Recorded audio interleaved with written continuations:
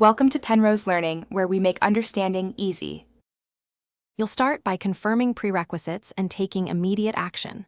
First, make sure Windows 11 is fully updated. These updates often include biometric fixes. Next, open Device Manager to verify the fingerprint reader appears and isn't disabled. If it's hidden, show hidden devices. Then sign in with an admin account so you can change drivers and settings. Once done, back up current Windows settings or create a restore point to revert if anything goes wrong during troubleshooting.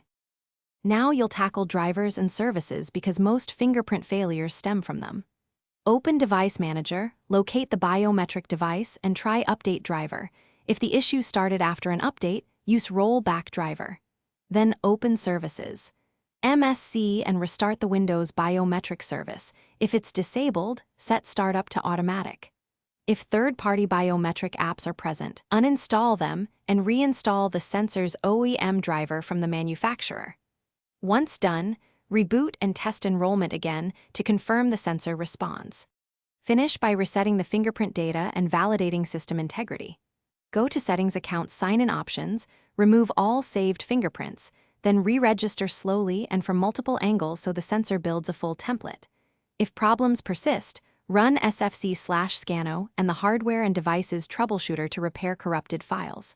Also check BIOS or UEFI for a disabled sensor option. One key troubleshooting tip: if intermittent, test with another account or an external USB fingerprint reader. Thanks for watching. If this was helpful, leave a like and consider subscribing. See you next time.